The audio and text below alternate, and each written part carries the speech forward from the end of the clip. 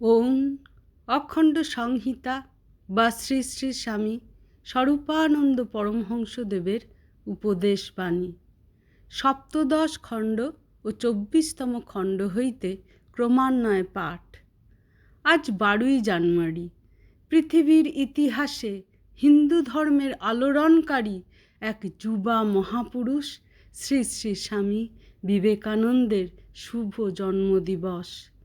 স্বামী বিবেকানন্দ সম্বন্ধে শ্রী শ্রী বাবামণি। স্বামী বিবেকানন্দ যে নবজাগ্রত এক শক্তিশালী জাতির আবির্ভাব প্রত্যাশা করে জীবনব্যাপী প্রচার কার্য করে গেলেন, তার ভিত্তি কি ব্রহ্মচর্য ছাড়া আর কিছু হতে পারে? চালাকি বা চতুরতা দিয়ে সত্যিকারের জাতি গঠন হতে পারে না। এই কথাটি সবাইকে বজ্র কণ্ঠে তিনি শুনিয়েছিলেন। কিসের বলে তাঁর কণ্ঠে শত বজ্র যুগপৎ গর্জন করে উঠল?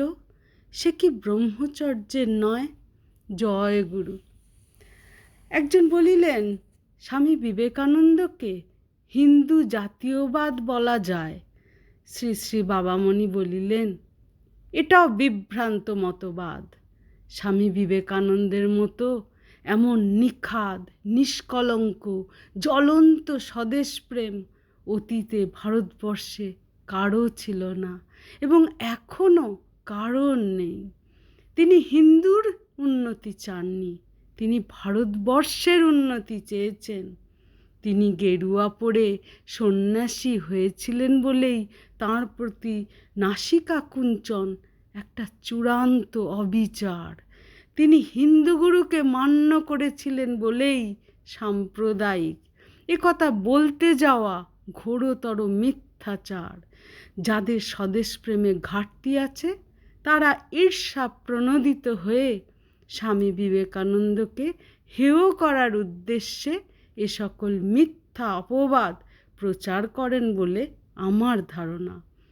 বিবেকানন্দ বোমা বানাননি, রিভলভার ধরেননি, কিন্তু গেরুয়া পড়েছেন। এই জন্যই কি তিনি অপাংক্তেয় হবেন? ভুল, মহা ভুল। আমরা হীরা মানিক চিনি না, তাই কাঁচের সমাদর বাড়াবার জন্য হীরা মানিকের কদর কমাই। জয় গুরু।